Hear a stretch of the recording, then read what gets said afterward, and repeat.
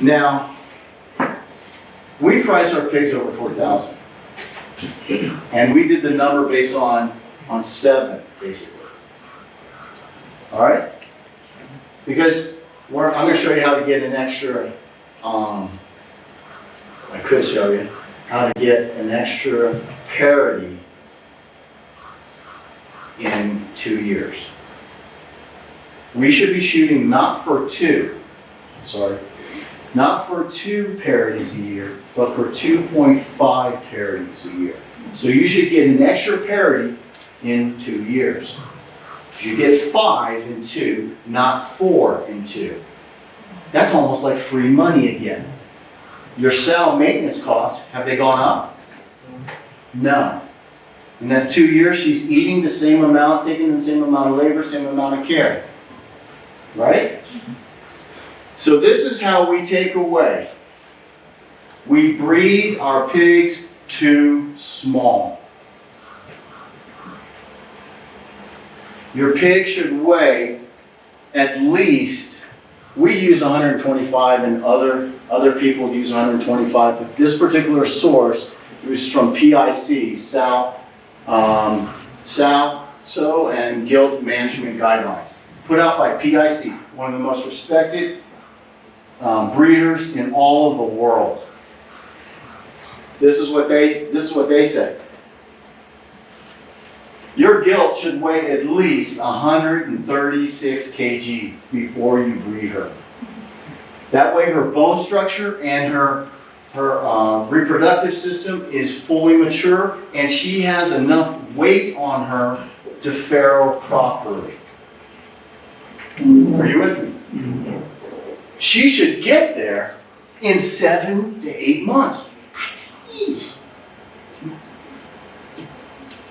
So it's not that long. If we manage them properly and we have the right breed and we have the right feed, we can hit this. Now here's the kicker. At the minimum, breed her at the second estrus. At the minimum. If you have to, breed her at the second. Preferably the third. What do we do here? They come on meat, we save them. Is that not true? We are taking money out of our own pockets. This is data that is accepted industry-wide, proven out over hundreds and hundreds of thousands of pigs. That's what we lose.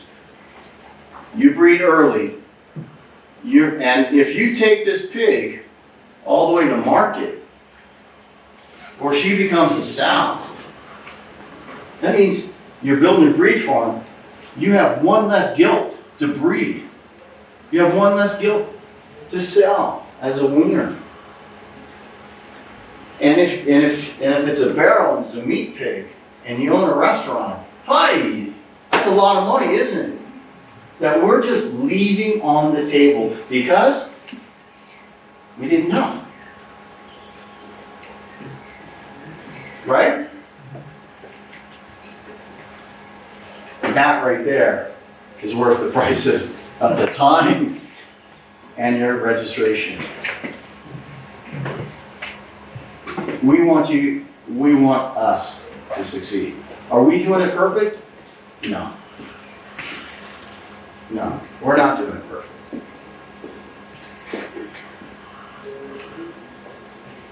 Ready for another tip? Keep them coming, huh?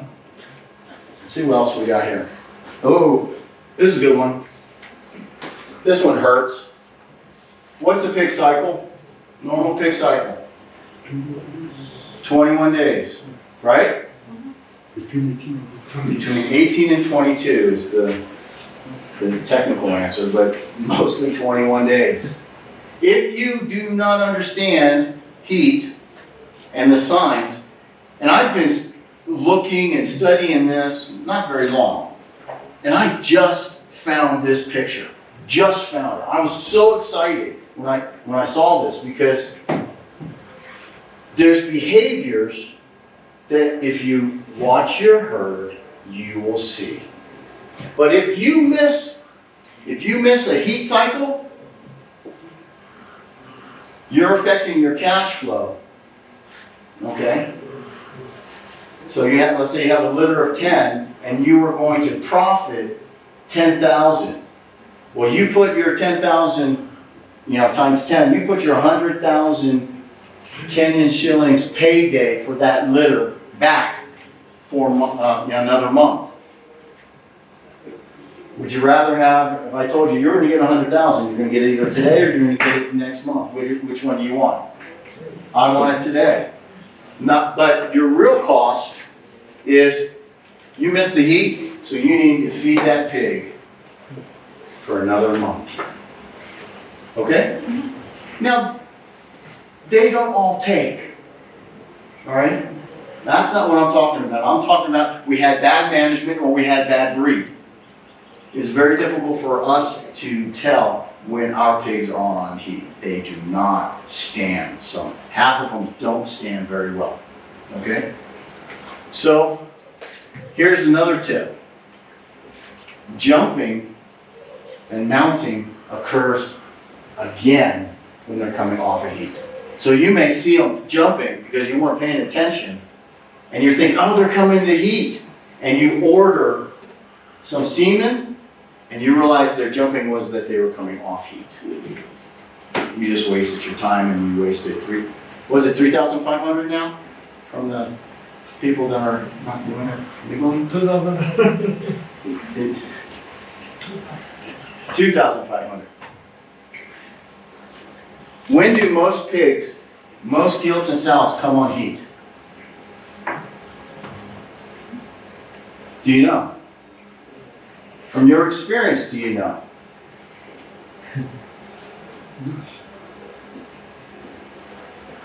We don't. You don't know. Still come again for your question? When do most sows and gilts come on heat? During the night. They come on heat in the morning. In the morning. They won't. So sometime at night, they come on heat. Okay? So if you can only, for some reason, you can only test once a day, for some reason, because of your job or something else, do not miss the morning heat check. 70 to 80% of sows and gilts come on heat when you do twice daily in the morning.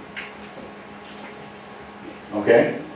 So if you're busy and you know that, because you have good records, that this sow or this gilt's due to come on heat in that cycle, be there in the morning. Do not skip the morning heat check. Because that makes a difference as to whether or not you serve them on time. Okay? You got it? When possible, use a teaser board. It is painful. It is stressful. We've literally, with ours, we borrowed a boar. You should be able to have your boar walk past the pen, go nose to nose, and your sow or gilt should stand. That's the industry standard. That didn't happen for us. We had to put the boar in the pen with the gilt, and he had to do his job. And then finally, 15 minutes later, she would semi-stand. And then we have to wrestle this boar off of the gilt, get him away, and then AI her. Not the best way of doing things, but it's the way we had to do it because of breed. Okay? So that really, really helped us, having a teaser board.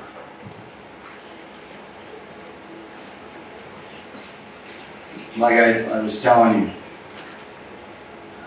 There's a guy somewhere in the world, he just starts a diesel truck in his gilt stand. That'd be great. Just the vocalization. It's the vocalization, it's the hormones, it's the interaction, it's the chasing, it's the mounting, it's all of that. Sometimes it's just, some places you can buy boar scent. And you spray it on a rag and you just run it down your farm and they'll stand. That's where we need to be as a breed. So that, there's hazards in having a boar on site. Okay? But there's efficiencies in having a boar. Good tip? That has really helped us just recently.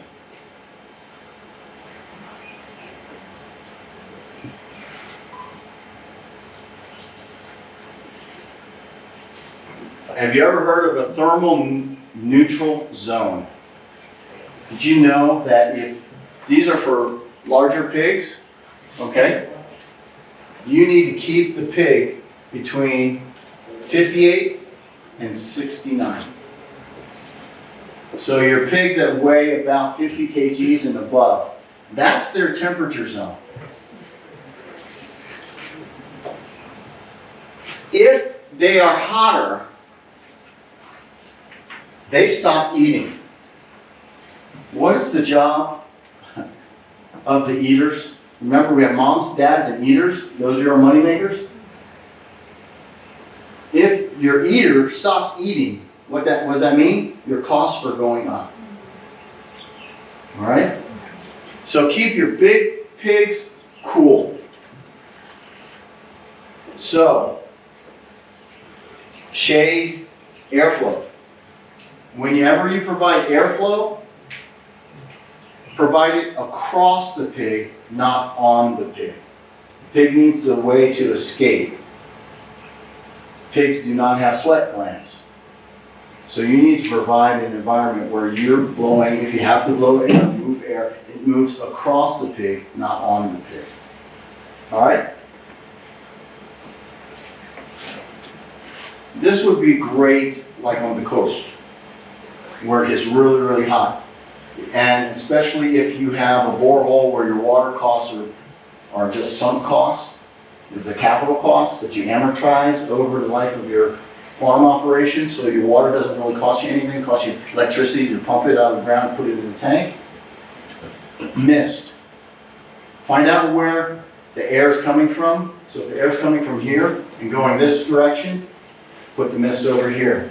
So what that's going to do, as the hot air is coming through, it's going to take the heat out of the air and it's actually going to provide we call it an evaporative cooler.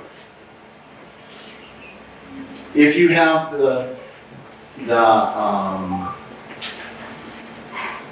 facilities, and I should put a picture here. You can do deep litter and you can build a wallow in the watering area.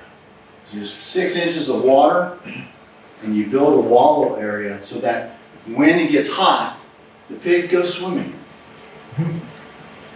All right? So if you're doing it out on pasture, dig a hole, throw some water in it, they'll love you. Give them an opportunity to regulate their own temperature. Big pigs need to stay cool because we want to stay in the money zone. That means you're going to cut, if it doesn't get this cold. How cold does it get here? It gets around here. And the heavier the pigs, they love it down here. But concrete is one of your worst enemies. Keep your small pigs warm. Your small pigs are going to love the daytime when it's hot, but they may die at night. We know of a farm where it was on concrete, they lost the entire litter. Because imagine you hose your concrete down. That's even worse. And you hose it down And if you have a litter of pigs, you hose it down, it doesn't really, if they're 1 week old, it doesn't matter when you hose it down, they now can't lay on the ground. They can't lay on the concrete because it's too cold. All right? So that's why we love our system. If it gets too cold, our pigs do what is natural to them. What do pigs do out in the field? They root. So when it gets too cold, or if they want to warm themselves, they root in the salt in our rice husks, and it's like 3-sided blanket. And then they sleep. You are either making meat, or you're cooling your pig, or you're heating your pig. But survival is your pig's goal. Your goal is to make them comfortable so that they're putting on meat. You want them to be meat makers, not environmental, making their own AC or making their own heat. So it's up to us to invest in the infrastructure so that our pigs under 50 kg have what they need. So here's the temperature zones. So this is around 25 kg.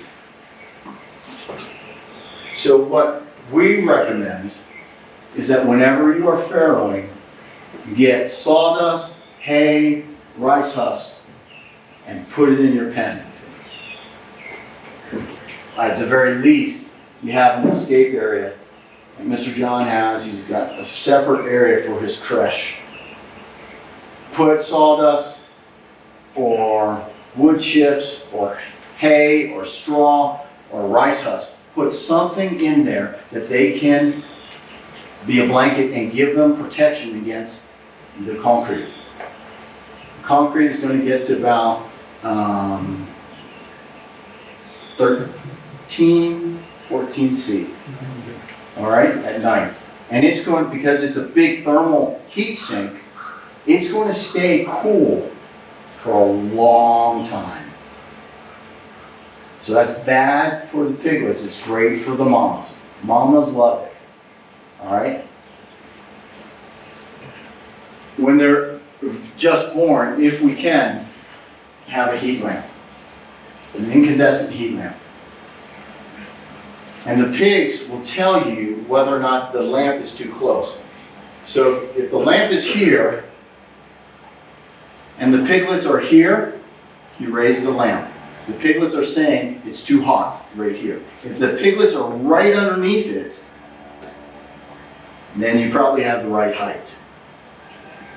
But again, it's got to be in a separate area because mama is going to go over there and mess it up. If she has an opportunity to do anything destructive, she will. That's just the nature. Even, for example, if we're doing construction on our pen and somebody drops a nail or a screw in the middle of our deep litter system, I can cover it with this much rice husk. And within 30 minutes, one of my gilts or sows will have found that screw or nail. They're just amazing. Right? So we got to be careful. Any questions? That's a good tip, isn't it? Simple. Can we all do that? Yeah. Even the sows will like it. There's a way that we can convert a traditional concrete to a deep litter. And it'll be worth it. It should be worth it.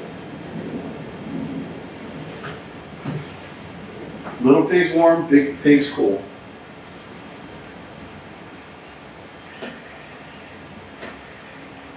We already talked about this, litter mamas, but we didn't talk about the last two bullets.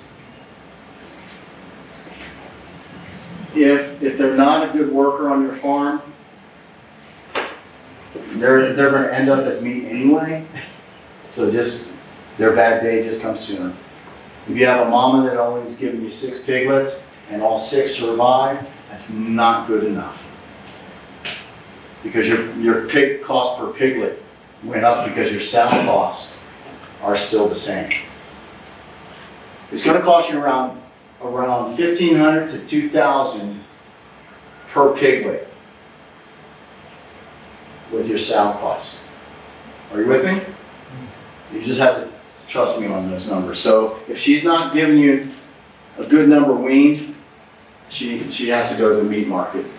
If she's not a good mother, she's got to go to the meat market. If possible, design, when you're building a new place, and it's going to be where you're going to farrow, design an escape mechanism. Somewhere where only the piglets can get to. The piglets should also have water and their own creek feed available just to them. Survival is more important than litter size. Feed more. We talked about this, using long tails as a management system.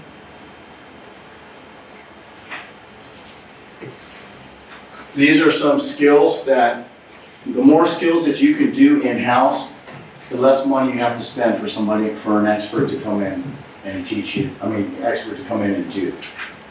All right, so when we started out, we had a vet tech come in, do the teeth, do the shots, do the tails. Now we have a farm supervisor who knows how to do the shots and the teeth, and we no longer do tails. So it takes him less time, and it's less stress on the pigs. You castrate on day 1, right? Castration after 3 weeks. 3 weeks? 3 weeks. Castrate sooner. If you've already decided that you're not going to breed this and bring up a boar, don't wait 3 weeks. Do it at the same time. Teeth, done. There's people that are doing it at 2 days, 3 days, 1 week. And they're doing great. All right? So the sooner you can do it, that's less stress. What's easier to catch? A 3-week-old or a 6-day-old? You asked about castration. Yeah. Castration is done after 21 days, but teeth clipping, How many? 21 days castration. 21. But cutting the teeth is just immediately after that. Yeah. So we do castration earlier so that it's at the same time. You do teeth, you do nuts, done. Don't wait. That's 2 visits. And again, it's more hassle for you. Like I said, which is easier to catch, a 4-day-old or a 3-week-old? A day old. How many of you like chasing pigs in the pen? Raise your hand. I don't. I was chasing pigs last night? Were we chasing pigs yesterday? Yeah. We got 2 get out of that big pen. We were adding some rice husks and we left the door open and 2 found their way out and we're chasing pigs. So that's a management issue, all right? I don't mind them getting the exercise, but I don't want to be tripping and falling and breaking a leg. And I don't want my helpers to either. So learn some of the basics. Shots, teeth, AI, and don't hire it out. And it's not difficult. Don't be scared of AI. It's not difficult, but there's like 10 things that you should not do. We violated every single one of them. I'm honest, just being honest with you. We did everything wrong. And that's a whole, that's and we were thankful, we were learning.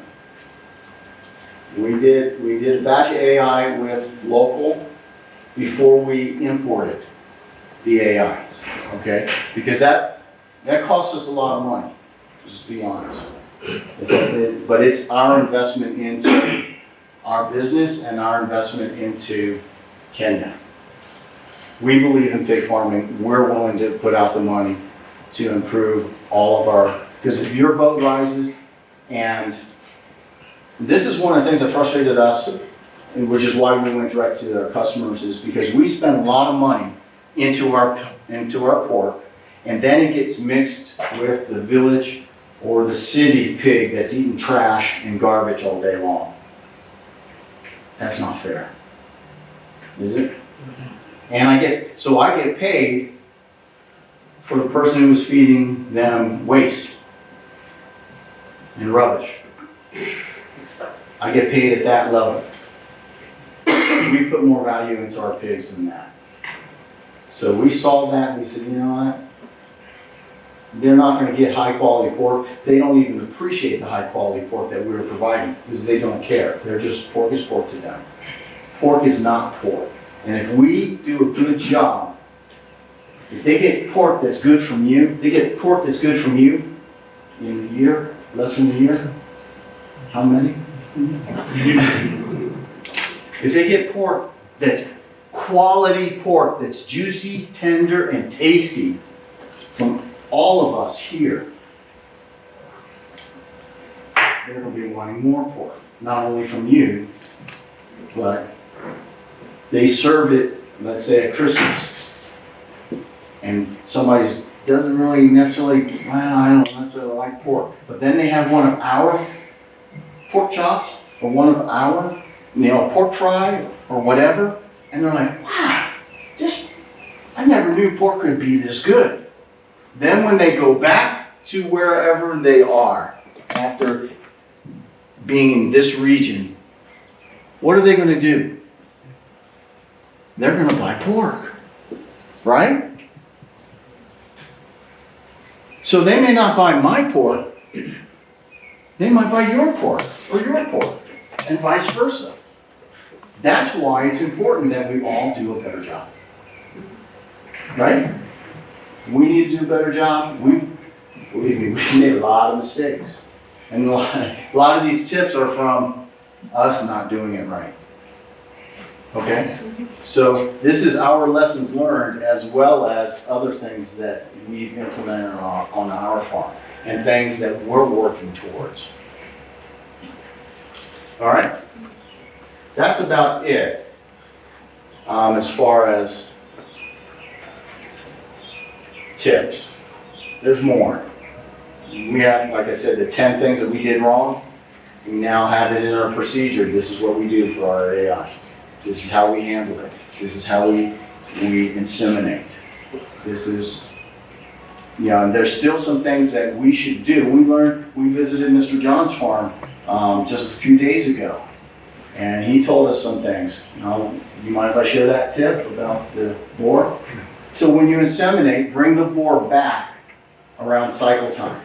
There's 2 reasons why. 1, heat detection. If it didn't take, you want to know so you can get and not miss a cycle. 2, it helps the egg settle in the uterus better. Okay?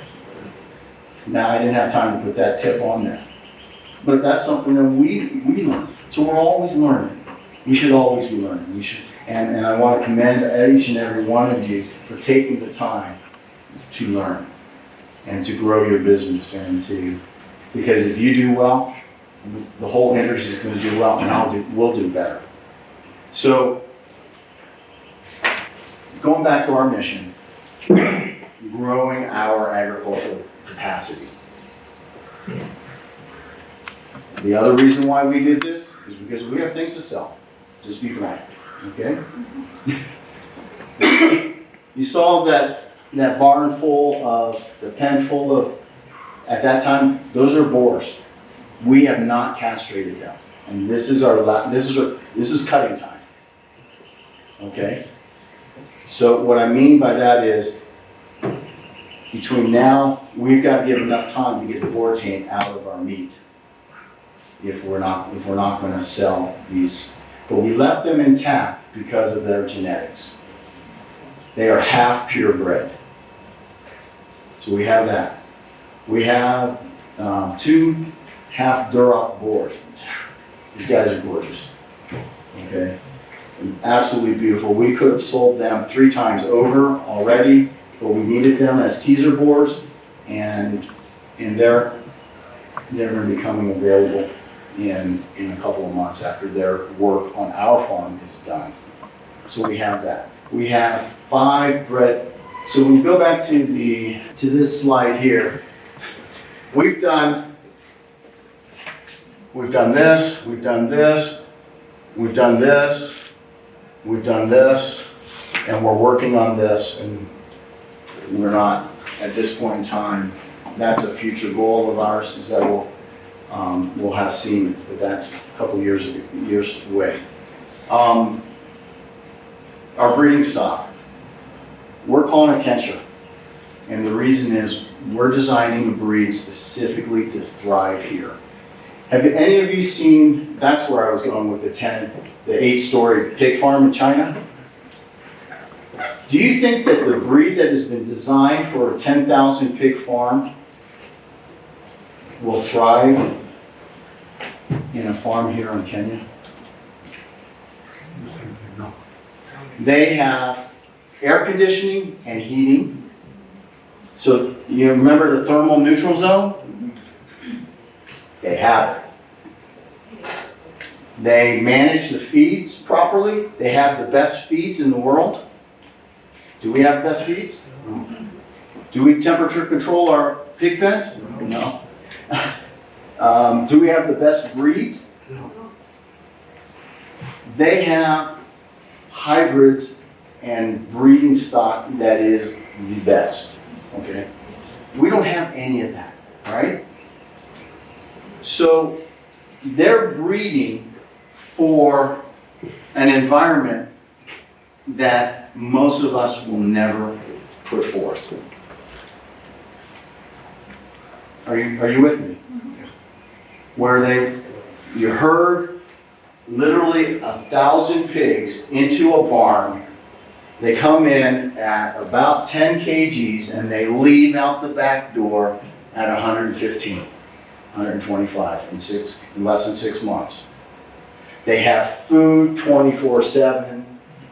Their waste goes straight down through plastic grating, and they have waste manure systems that handle the waste. They treat the waste, they turn it into manure, and some farms spread it out on the field. And from an environmental perspective, they've got vinyl lined things, this, that, and the other, everything.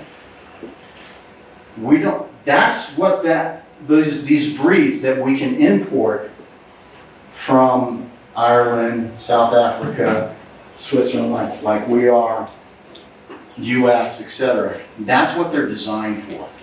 So what we're trying to do is say, this is where we are, and pick, this is where we need to go, and pick and breed selectively so that we can get something that works here. Our farm is different, obviously, because our deep litter system, but it still is exposed to our feeds, it's exposed to our weather, it's exposed to our capabilities in management, all of that, and the diseases. So if a pig can survive on our farm and thrive on our farm, it'll survive and thrive on your farm. So we don't like losses on our farm, but that's natural selection. If it can't handle the cold on our farm, then I don't want to breed it anyway.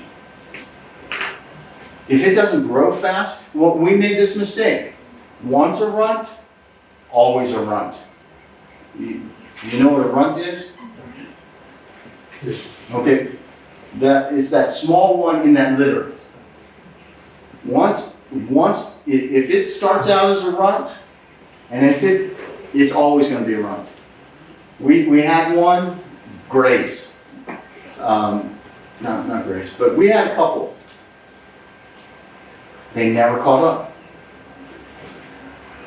You know, they were always behind. As we were weighing, they were always behind. So we have boars that are for sale. And we have a seminar special that we've agreed upon that is half price. We want them to be out here. And we'll be selling them when they reach 40 kg. And we're behind, and that's our fault, but they're still good genetics.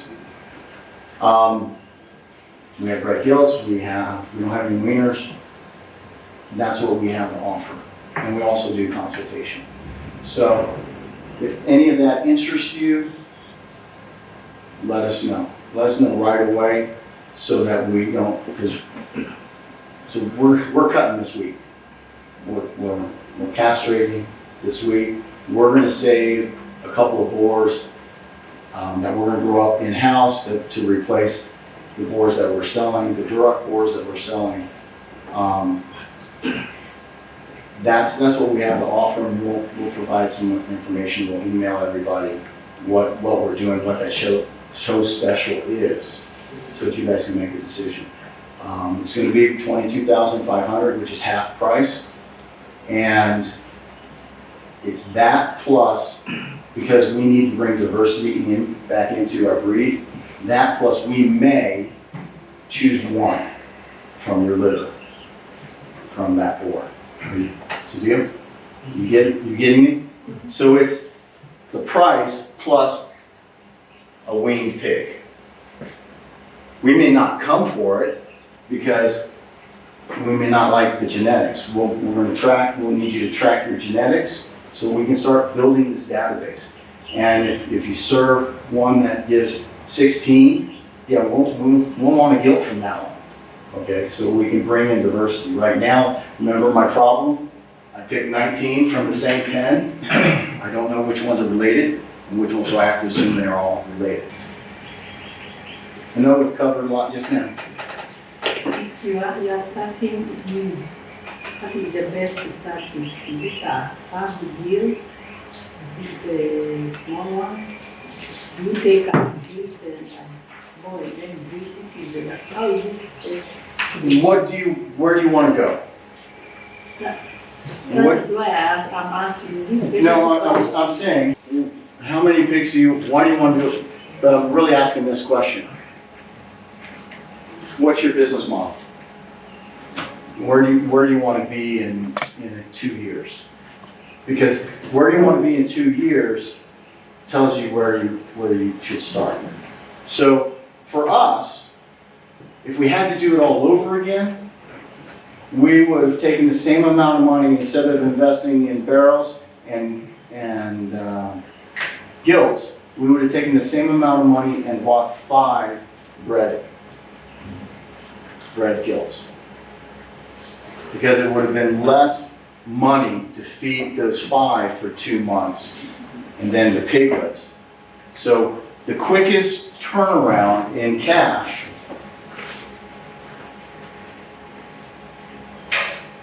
is cash flow. The answer is this. You buy bred gilt, she farrows, and then at weaning, about 30 to 45 days, you sell the piglets. And then you breed her again. So then you get cash within 3 months. Okay? If you go wean to finish, this is the simplest. You're looking at 5 months to get money back. Okay? So this is more complicated, and we didn't go, and that's one of the other reasons why we didn't go to that, is because we didn't have any experience farrowing. So see, it depends on what you want to do with your business, how big you want to grow, what your capital is, tells you what business model you want to go for. And our goal is to improve the breed. So we went for one of the more difficult routes, and in the process to generate some capital here along the way to help offset our costs. We're still sunk costs. We're still putting costs in. And we still have structures we need to build. But we're looking 3, 2, when we started, we were looking 2, 3 years out. And so we're now at the 2-year point, and we're starting to see, hey, we've got really, really good breeding stock,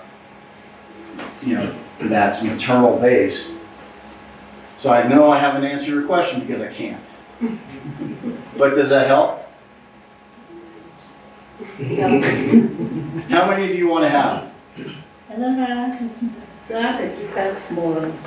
They don't have that big capital. Do you have somebody that can help you with farrowing? There's lots of people here who network with us. We can help you with farrowing. Mr. John can help you with farrowing. Some of these other people have done many, many times, okay? So if you have space for one, maybe you go with this one, okay? And you're starting small. Since you said, I want to start small, this gets you the quickest capital back, okay? And it's the least. You just need a space from like here to the wall to here. And if you did a deep litter system, build it, put 2, that would be big enough for her to farrow in, as well as to raise some of the piglets in, and then you can go from there. It's a good question. This is a great question. But it's going to be different for everybody, depending on the amount of capital that you have to sustain yourself. The worst thing you want to do is overextend yourself and then start cheating yourself on feed. And feed costs are very, very high. If I might comment on that one, also depending on how you want to start, it also matters where you're going to get your winners from, because you could get winners which are already started, so they will take you too long. When you do the breeding, then you have to have better know-how about the breeding, and then you'll be able to know your pigs. Mm-hmm. So it matters on where you can source, and what know-how you have, what men you have. Yeah. So there's a couple of us that we believe have good, we've done things right. And John's firm, I can vouch for him. We have some gilts that are available. So, yes, sir. Pig records. Yes. Recording. This guy is an expert on pig records. So ukitaka kuanza na nguruwe, anza na nguruwe ambaye iko na mimba. Nunua ikiwa na mimba. Iende izae kwako. Kama Mr. Kamau vile anasema, ukijua historia yake mahali ilitoka. Ukinunua hao watoto na wawe na stunted growth, you never make it in pigs, na utachukia nguruwe maisha yako. Because itaweza chukua hata miaka 2 ndio uuze ama usawa. Now, ujue nguruwe kuanzia wakati umesawa. Nguruwe zinaanzanga wapi? After service. Now, umesawa nguruwe yako, umejua science of heat. Kama vile tulikuwa tunafunzwa, ina standing heat ndio unapea ndume.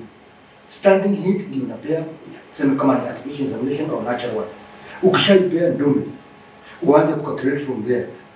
Kama ni tarehe moja, on 22nd, inatakikana uangalie kama itarudia. Endapo haitarudia, ni kumaanisha iko na mimba. Kama iko na mimba, ni muda gani? It's 3 months, 3 weeks, and the equivalent to 115 days. No? Niko na record za service. Niko na kitabu, nikisafu nguruwe mpaka siku ile itazaa, I'll be there. Na nikikosa sana, inakuanga either na masaa ama na siku moja mbele ama nyuma. Itanipea nafasi ya kuplan vaccination, deworming, na kama kuna kusafisha na kudisinfect mahali ndio mama ataenda kuzaa. Kwangu nimegawa manyumba. Kuna area ya service mahali tunapandishia, then from there atakuwa dewormed, awe vaccinated, ndio aende maternity, farrowing house. Kuna protocols za kufuata.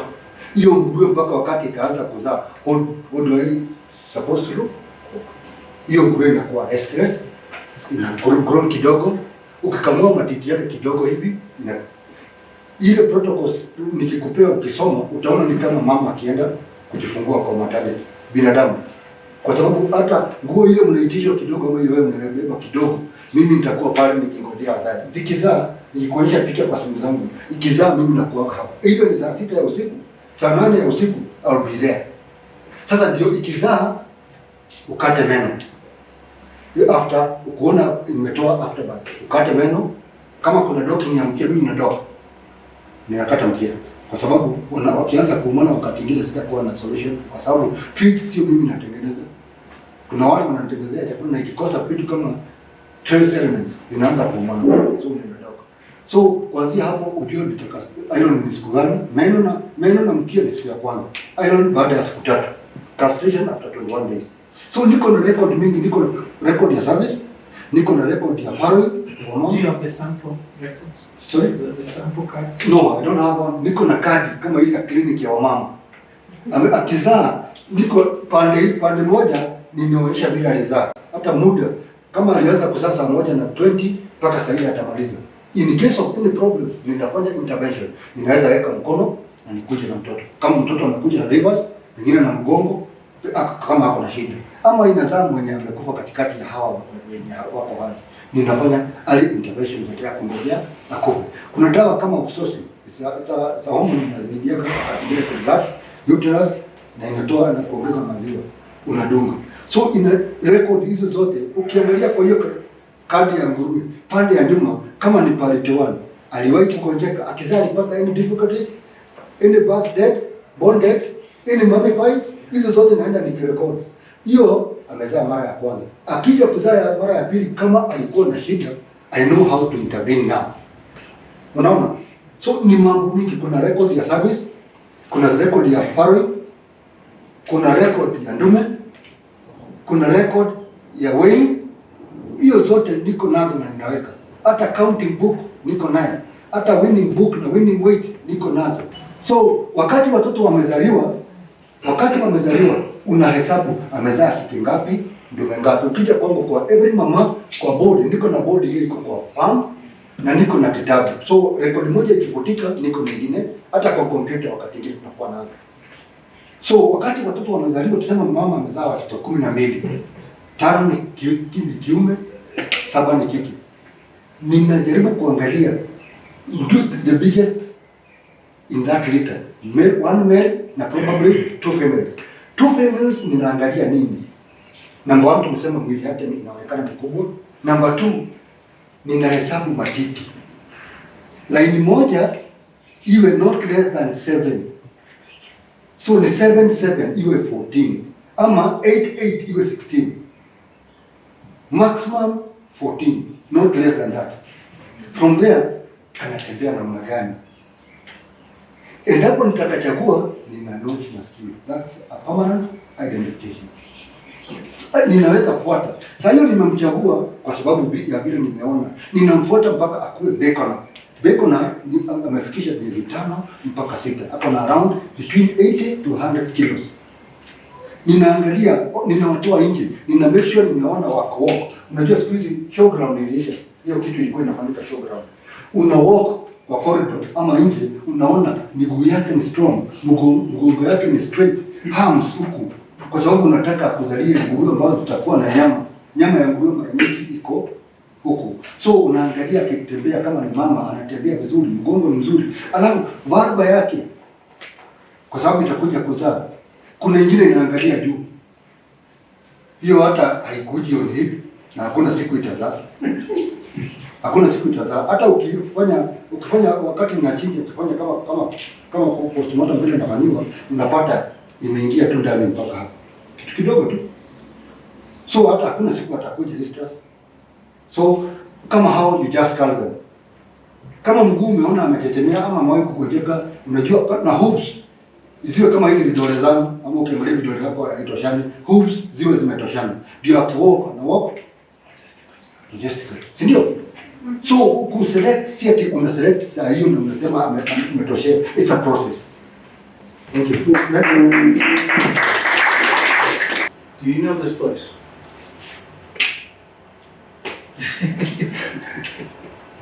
Yeah. Yeah.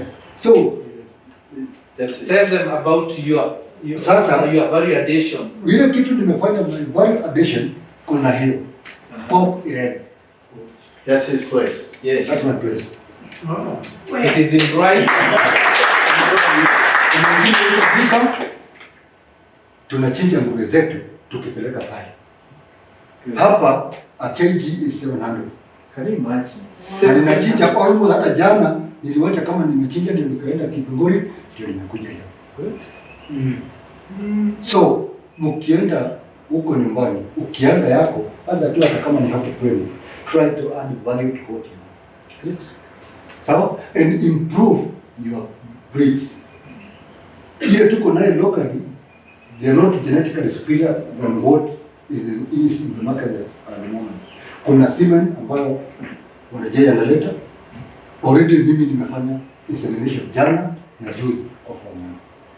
So let us grow together. Yes. Yes, Paul. You're Paul. Yes. Stand and give your contacts and say what you do, please. Actually, I sit here with the two armbands. One is for Pork Producer Association of Kenya, and that's what made Mr. Kamau invite me. Kamau is one of the earliest mentors who mentored us when we started agitating for this industry.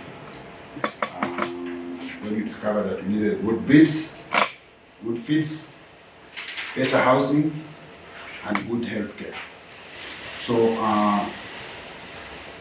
from that now, while working with Pork Producer Association of Kenya, we have really worked what they are working on right now, ensuring that we have got good breeds.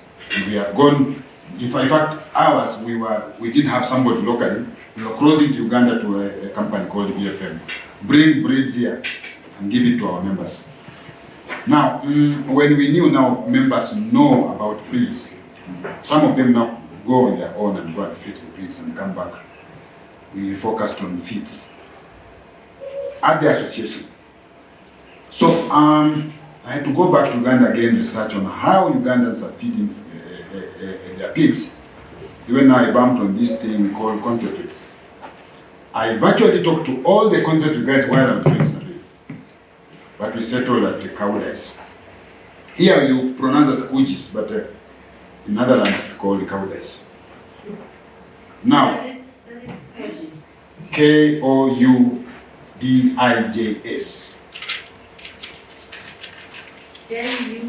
Koudijs. That is cow dice, but here we pronounce kujis. So any other person tell you, kuna chakula ya kujis. Now, these are concentrates. It's not a complete feed. Concentrates are actually a protein. These are particularly protein that is already balanced for minerals and vitamins. So what we only give is to add a source of energy and some fiber so that we can balance what we needed. As an association, we had our own standards. We didn't use the KEBS standards. Anybody who has used this feed knows that we actually tweaked our standards up because we have got a friend in Nebraska University who gave us the current standards, not the old standards that are being used at KEBS. So he said, no, we need to use the current one. Even if it's very expensive, there's a client we wanted, and that client we wanted, I think is the same client they're talking about. Client who wants to go up. Not somebody who is doing some warm-up, no. You need to get there when now you want to go up, not when you are doing just a warm-up. Sometimes we do a warm-up with pigs. I heard him say about people playing around with pigs. You see, I always tell farmers that we don't want this thing we call pets. We are not rearing pets in pigs, for heaven's sake. If you are rearing a pet, quit the business called pig farming. Because here is money and it's money. So when we are researching this, because we didn't want to give it to our members, because we tried with another company, big company in Kenya, we failed, our members complained. We went to another company, we had even a contract with them. Again, we failed. There was even some clause that said they'll compensate us. When we went back, they said, no, We can't compensate you. And then they sounded that they've got a lot of financial muscle to fight us in court. We said, no, we won't fight in court. So we said the best way is now to democratize the feed industry as an association. And democratizing that means we can have one product here, you can bring another and another and add together and do your own mixing, or it gets mixed somewhere. So we did our test for our research with this particular product. They gave us their formulation first. Most of those guys in Europe, they give you their formulation. And I know there are so many formulations in the field here, but when you do the final computation, you discover that others are more expensive than this one. But it's because we wanted to optimize where we have got the least cost and the highest performance. Least cost and highest performance. That's what we were doing now with Cowdex. We didn't just want to say, Europe gives us the best thing, so we have to adopt the Europe thing. And yet we went to test our own ingredients like maize jam. It differed, like I say, it differed with Europe. It differed with the other countries. So it was like now we have to get an average. We want to get like done Mombasa maize millers, done with the Kenny Blessed, done with these other companies, this Kitui millers. No, we wanted to know where would we arrive so that we have the best amino acids, the best fat, the best energy. Now, it took us 1 year. And one of the guys who was providing us with the materials was SKF, Shub Kenya Limited. He was so patient. He was doing his own feed, of course, but then we come in with totally different thing, because our business as an association is not to mix feed. It's not to mix feed. No, our business is to ensure that we make farm work, or actually pig farming, profitable. Now, going to mix feed again was going to be very dangerous. So we chose on that guy and he agreed. And then after we were sure that we are doing the right thing. Sorry again, what's the name? It's the SKL that we were telling you about. Okay. Shub Kenya Limited. Their feed is SKF, Shub Kenya Feeds. But so don't look for SKF, because Yes. on the wall, on the building, it's SKL. It's SKF. Just next to Motor Vehicle Survey. Yes. It's just, there's one building between the two gates. So the other one is Motor Vehicle Survey, and the other one is for SKL. So they were the guys who are ready to touch on this particular feed. But others were telling us it's very expensive. It's very expensive. Not 100 baht, we'll take this. We said no, we are not making feed for every Tom, Dick and Harry. And if you are going to get into this business, please don't go there because you want to be every Tom, Dick and Harry. Fix yourself somewhere. Please fix yourself somewhere where you know, I'll put in this and the value of this is going to give me this. And I'll be able to get out to the market at this level. So the documented time that we attain 100 kgs. I don't know why we chose 100 kgs. Maybe it's because the off-takers here they look at 100 kgs. Was 5.5 months. Everything done well. So what we chose is that we would let the feed go, we would let him mix, we would market, and then we would walk the farmers through. That means if you are buying that, you get challenges, we will still come back to you and tell you the challenges we also received, and this is how we managed to go about these challenges. So that's what we have now in terms of SKF or SKL today as it is today. So again, I want to thank you very, very much. Thank you very, very much. We appreciate you.